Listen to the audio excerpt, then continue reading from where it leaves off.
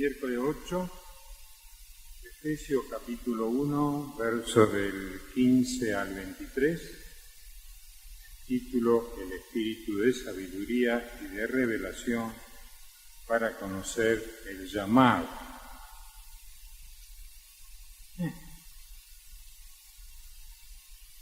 No tenés título exactamente. El miércoles pasado empezamos con la carta del apóstol Pablo a los Efesios, carta que para algunos comentaristas es una carta no solamente enviada a los hermanos de Éfeso, sino que es una carta enviada a varias iglesias.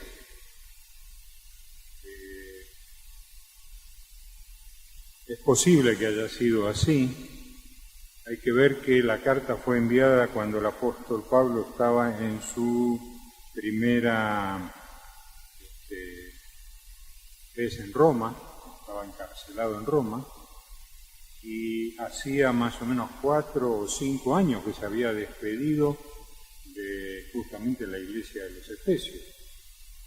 Si ustedes leen en Hechos de los Apóstoles van a ver en Mileto esa despedida en la cual el apóstol Pablo le dice, no solamente a la iglesia de Éfeso, sino probablemente a alguna de las otras que estaban cerca, que no había dudado de darles todo el consejo de Dios. Que como la iglesia amaba tanto al apóstol Pablo que lo había despedido con una inmensa tristeza, porque él decía, voy a Jerusalén y no sé si volveré a verlo. Así que puede ser que haya sido una carta escrita para varias iglesias. El contenido doctrinal evidentemente es muy profundo. Tanto lo que vimos el miércoles pasado, que en el griego es todo un párrafo completo, y el que vamos a ver, digamos, en esta noche, no es fácil de estudiar gramaticalmente, porque el contenido es muy profundo y está sumada muchas doctrinas en muy pocas palabras. Así que bueno, vamos a comenzar por el principio, vamos a empezar leyendo. Leamos en Efesios capítulo 1, empezando desde el verso 15, que dice, por esta causa también yo, habiendo oído de vuestra fe en el Señor Jesús y de vuestro amor para con todos los santos, no ceso de dar gracias por vosotros, haciendo memoria de vosotros en mis oraciones, para que el Dios de nuestro Señor Jesucristo, el Padre de gloria, os dé espíritu de sabiduría y de revelación en el conocimiento de Él, alumbrando los ojos de vuestro entendimiento, para que sepáis cuál es la esperanza a que Él os ha llamado, y cuál las riquezas de la gloria de su herencia en los santos, y cuál la superinminente grandeza de su poder para con nosotros los que creemos, según la operación del poder de su fuerza, la cual operó en Cristo, resucitándole de los muertos y sentándolo a su diestra en los lugares celestiales, sobre todo principado y autoridad y poder, y señorío, y sobre todo nombre que se nombra, no solo en este siglo, sino también en el venidero, y sometido todas las cosas bajo sus pies, y le dio por cabeza sobre todas las cosas a la iglesia, la cual es su cuerpo, la plenitud de aquel que todo lo llena en todo. Empezando entonces por el primer versículo que hemos leído, el apóstol Pablo está hablándole a un grupo de creyentes en las cuales él conoce, que ha oído acerca de la fe que tienen en la persona del Señor Jesucristo y el amor para con todos los santos. Evidentemente, para poder hablar todos los temas que esta carta está hablando, el auditorio tiene que haber pasado ya los primeros rudimentos de la fe y haber adquirido un desarrollo espiritual que se manifiesta fundamentalmente en el amor y en la fe. La fe y el amor son dos cosas fundamentales en los creyentes y por lo tanto uno está preparado para conocer lo que es el consejo de Dios, como les decía el apóstol Pablo, si realmente la fe en la cual uno está fundada claramente en la persona del Señor Jesucristo, y el amor que Dios ha tenido para cada uno de nosotros es una realidad en nuestra vida. Es ese amor, ¿no es cierto?, que se transmite hacia los hermanos y, como la palabra dice, prefiriéndoos unos a otros. O sea, el sentimiento de amor es: mi hermano es mucho más importante que hasta mi propia familia, que no sea creyente, digamos así, ¿no es cierto? Porque entra dentro, mi familia creyente entra dentro de los miembros, digamos, de la Iglesia. O sea, ese amor y esa fe, esa confianza de haber creído en el Señor Jesucristo, que abrió, ¿no es cierto?, un camino hacia la misma presencia de Dios, por la cual yo puedo entonces estar seguro que Dios me está mirando como un hijo, y no como un extraño, ni como un enemigo, sino como a uno al cual Él ha rescatado y es parte de esa Iglesia universal. Entonces, si uno tiene esa fe, si uno tiene ese amor, está capacitado para poder empezar a entrar hacia temas mucho más profundos. Lamentablemente, a veces la enseñanza es, yo no quiero hacerme largo, pero la enseñanza, el tema es muy largo y hay que hacer, digamos, esta introducción porque si no, no se entiende lo que se habla después. La enseñanza a veces es como muchas veces ahora se hace en una iglesia laica, ¿cierto? Se enseña a pensar en un Dios al que uno le está pidiendo cosas. Eso me hace acordar cuando yo tenía 12, 13 años y mi familia era católica y entonces veía que mis padres se peleaban por la falta de plata. Entonces yo le rogaba al Señor para que mi papá, que jugaba a la lotería, se sacara la lotería y solucionara el problema de plata. Doy gracias a Dios que no me escuchó, porque realmente hubiera sido un grave error que ocurriera. Pero digamos, pensar simplemente que uno ora a Dios nada más que para que le solucione los problemas de esta vida, aunque uno puede hacerlo, es tomar, digamos, un concepto de lo que Dios es muy pequeño. Nosotros necesitamos crecer en el conocimiento de Dios de la misma manera que necesitamos crecer en el conocimiento del Señor Jesucristo, de la misma manera que necesitamos crecer en el servicio. Necesitamos crecer y crecer.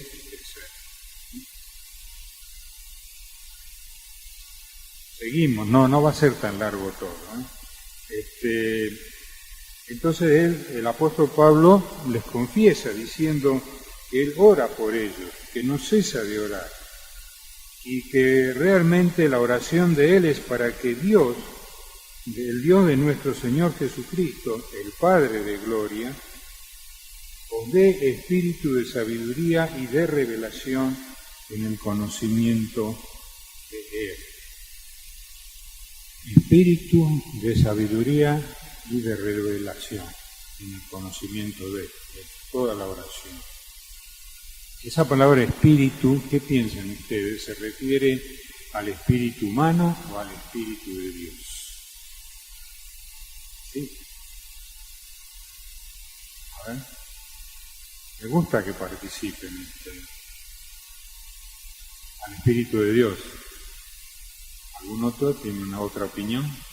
Porque acá está en la versión nuestra está en minúscula. Cuando está en minúscula se refiere al espíritu del hombre. En la versión nuestra. En la versión internacional que tengo acá al lado está con mayúscula.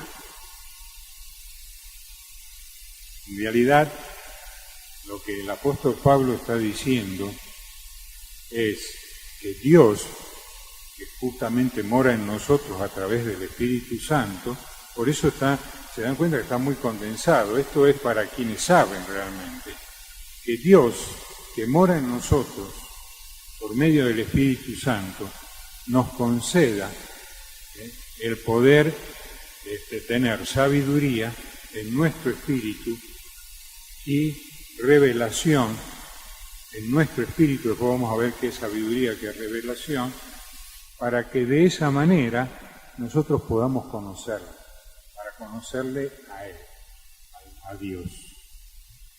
Entonces, eso es más o menos lo que la Escritura dice. Por eso algunos ponen espíritu del hombre, como el pasaje y en el caso de la Iglesia, la versión internacional pone con espíritu con mayúscula y la versión popular pone con espíritu con mayúscula como refiriéndose al Espíritu Santo. Pero en realidad lo que está haciendo Dios es por medio del Espíritu de Dios hablando a nuestros espíritus para que nosotros podamos tener sabiduría y revelación.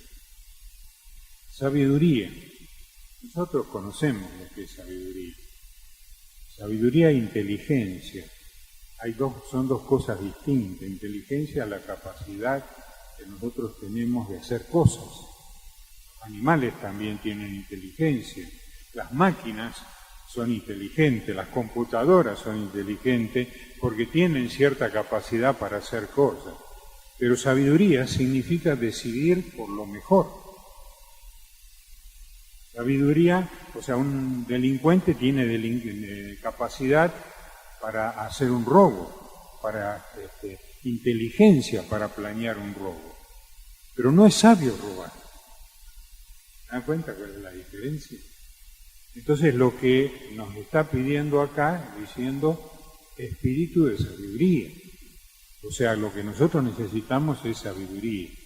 Si leemos en Proverbios capítulo 4, nada más que un pasaje para hacer rápido. Ustedes hasta las 12 de la noche no tienen otra cosa que hacer, ¿no es cierto? Bueno, entonces, Proverbios. Vamos a Proverbios, capítulo 4.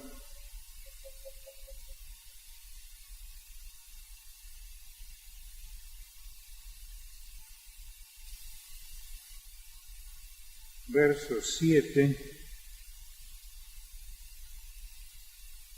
Sabiduría ante todo. Adquiere sabiduría. Y sobre todas tus posesiones adquiere inteligencia. Engrandécela y ella te engrandecerá. Ella te honrará cuando tú la hayas abrazado. Adorno de gracia dará a tu cabeza y corona de hermosura te entregará. Esto es,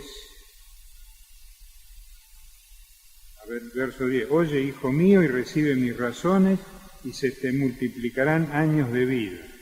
Por el camino de la sabiduría te he encaminado, y por veredas derechas te he hecho andar, y así sucesivamente se puede leer este pasaje de la Escritura.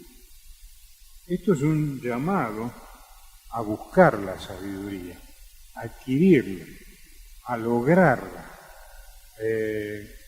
a considerarla más importante, inclusive en otra parte dice, más importante que los bienes materiales. La sabiduría es algo que uno necesita en la vida mucho más y que es mucho más importante que tener riquezas. Así que nosotros, lo que en Efesios el apóstol Pablo le estaba diciendo, que oraba a Dios para que les diera espíritu de sabiduría, para que en el espíritu nuestro deseáramos esa sabiduría que Dios nos iba a dar por medio del Espíritu Santo que iba a estar morando en nosotros. Quiere decir con esto digamos en otras palabras, que no puedo estar esperando que el Señor, por medio de su Espíritu, me inunde de sabiduría, sin que yo esté dispuesto a buscarla. Porque la palabra me dice que yo la tengo que buscar, que la tengo que atesorar y que la tengo que considerar como algo mucho más importante. Ustedes saben que la palabra, cuando habla de sabiduría, también habla del Señor Jesucristo, ¿no es cierto?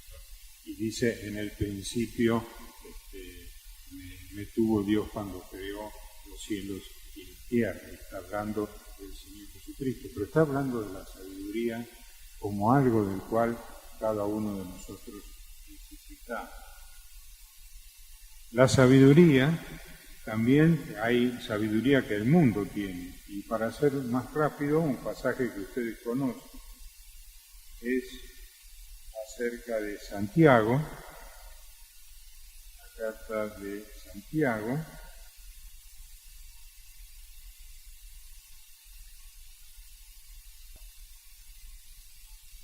que habla acerca de la sabiduría y diferencia a la sabiduría del mundo respecto de la sabiduría espiritual, la de Dios, la que nosotros debemos buscar y adquirir. Y entonces habla de las dos clases de sabiduría en el capítulo 3, en el verso 15, ¿quién es sabio y entendido entre vosotros? Muestre por la buena conducta sus obras en sabia mansedumbre. Pero si tenéis celos amargos y contención en vuestro corazón, no os jactéis, ni mintáis contra la verdad, porque esta sabiduría no es la que desciende de lo alto, sino terrenal, animal y diabólica. Porque donde hay celos y contención, allí hay perturbación y toda obra perversa. Pero la sabiduría que es de lo alto es primeramente pura, después pacífica, amable, benigna, llena de misericordia y de buenos frutos, sin incertidumbres ni hipocresía. Y el fruto de justicia se siembra en paz para aquellos que hacen la paz. O sea, la sabiduría que nosotros vamos a desear recibir de parte de Dios para conocerle cada vez más, va a ser esta sabiduría espiritual, pacífica, en medio de la benignidad misericordiosa, y no a través de pleitos, contiendas o disensiones. Ustedes saben, muchas denominaciones y muchas iglesias llamadas cristianas viven peleándose unas contra otras, buscándose en guerras y en conflictos y en contenciones y hablando mal una de las otras, y no es justamente lo que Dios quiere de nosotros. Nosotros quiere que realmente seamos benignos, misericordiosos, que amemos, que seamos capaces de vivir en armonía unos con otros, porque esa es justamente la voluntad de Dios. Así que sabiduría para conocer a un Dios grande, a un Dios poderoso, a un Dios que resucitó al Señor Jesucristo, y que eso nos mostró a nosotros que esa resurrección, ¿no es cierto?, nos mostró el poder de Dios para obrar en todas circunstancias. ¿Por qué digo esta parte que es, un párrafo siguiente a lo que estamos meditando?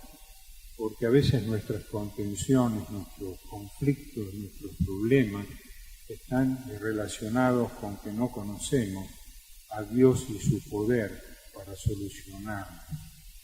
Entonces nos llenamos de esa incapacidad nuestra de poder solucionar el conflicto. ¿Qué matrimonio no ha tenido un conflicto? Que levante la mano. El que levanta la mano, que confiese que es mentiroso. Pero es así. Y muchas veces hemos tenido algún conflicto y no teníamos la capacidad para resolverlo. Sin embargo, fuimos y confiamos en que Dios es poderoso para solucionar los conflictos y nos pusimos a orar. Y Dios hizo maravillas, transformó lo que parecía un desastre en una cosa maravillosa, en algo maravilloso. Entonces, nosotros necesitamos ejercer esa sabiduría en nuestra vida y Dios quiere darnos a nuestro espíritu esa sabiduría en la medida en que realmente la querramos y la busquemos y estemos preocupados por eso.